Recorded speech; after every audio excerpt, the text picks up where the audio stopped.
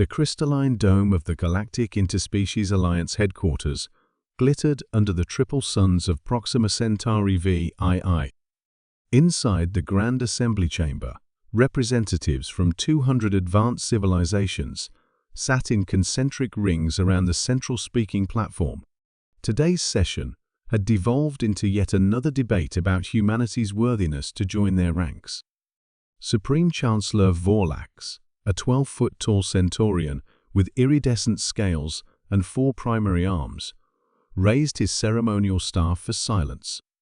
"The Council recognizes High Magistrate Creel of the Draconian Empire," he announced, his voice amplified throughout the chamber. Creel, whose species resembled Earth's ancestral velociraptors, but with advanced cybernetic enhancements, stepped onto the platform. His golden eyes swept across the gathered delegates before settling on the lone human representative, Ambassador Sarah Chen. "Esteemed colleagues," Creel began, his translator converting his clicking speech into standard Galactic. "For 3 cycles, we have debated Earth's petition for full membership.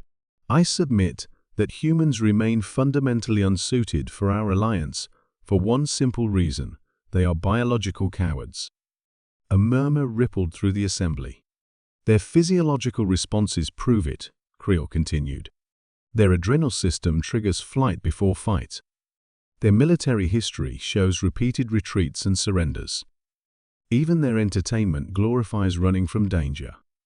They lack the genetic courage that every other species here evolved as a prerequisite to reach the stars."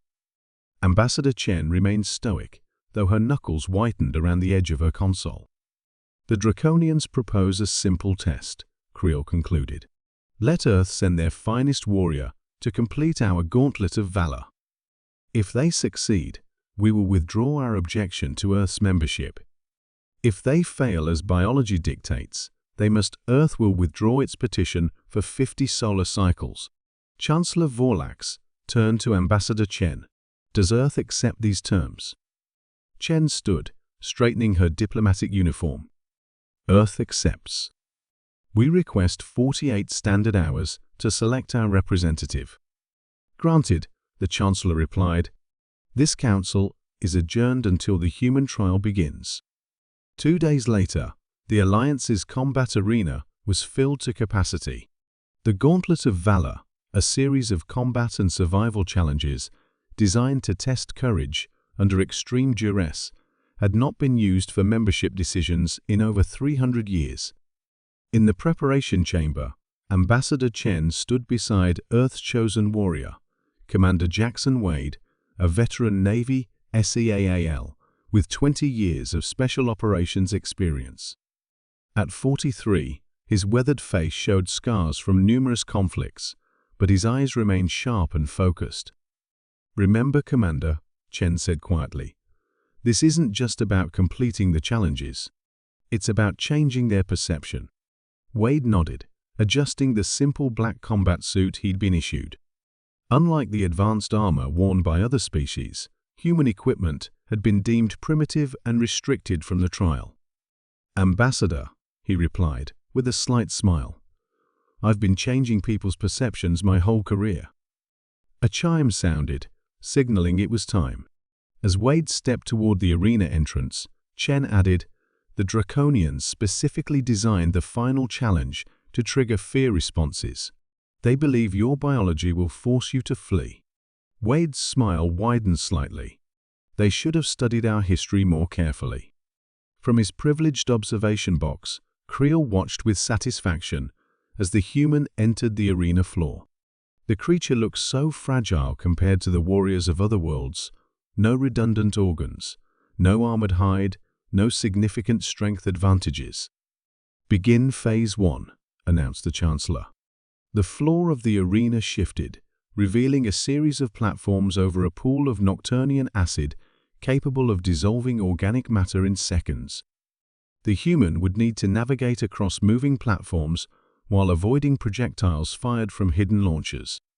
To Creel's surprise, the human moved with unexpected grace, his body flowing between positions with efficiency rather than panic. When a projectile grazed his arm, drawing blood. The human didn't even flinch. "Interesting," murmured Vorlax. "He prioritizes completion over pain avoidance." Phase 2 introduced combat drones programmed with the fighting styles of 12 deadly species. Most warriors defeated them through superior strength or natural defenses. The human, possessing neither, systematically analyzed each opponent's patterns before using their own momentum against them. When surrounded, rather than seeking escape, he charged directly at the most dangerous drone. By Phase 3, a labyrinth filled with environmental hazards, the audience had fallen silent. The human had sustained injuries that would have caused most species to retreat, yet he methodically progressed, conserving energy and resources. "This is unexpected," Creel admitted reluctantly. "But the final phase will trigger his species' innate fear response. Biology cannot be overcome." Commander Wade stood before the final challenge, a chamber that would tap directly into his amygdala, projecting his deepest fears into apparent reality, while he attempted to reach the victory marker at the center. As the chamber door sealed behind him, darkness engulfed him before transforming into a hyper-realistic simulation.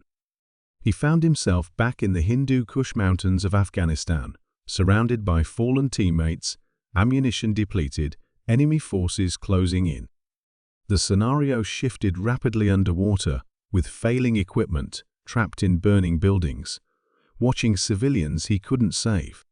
In the observation room, biometric displays showed Wade's accelerated heart rate and adrenaline spike. "Now he runs," Creel stated confidently. "It's hardwired into their biology." But Wade didn't run. Instead, the biometrics showed something unexpected. His elevated stress responses began to stabilize. His breathing became controlled and rhythmic. While the fear remained present, it no longer dominated his neurological patterns.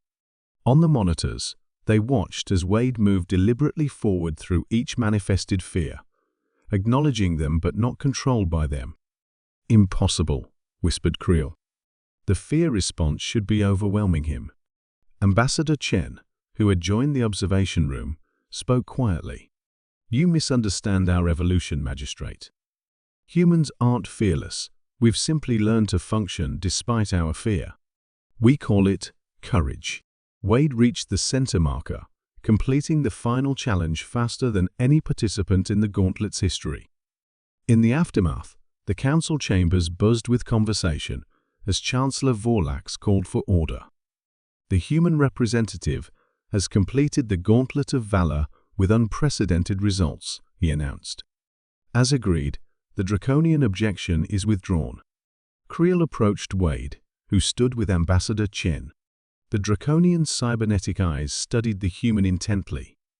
"Your performance defies conventional understanding of human biology," Creel stated.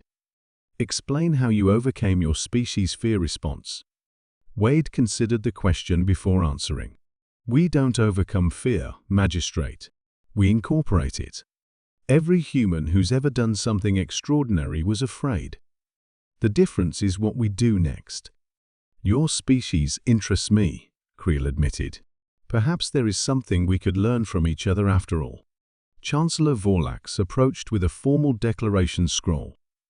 "Earth is hereby granted full membership in the Galactic Interspecies Alliance.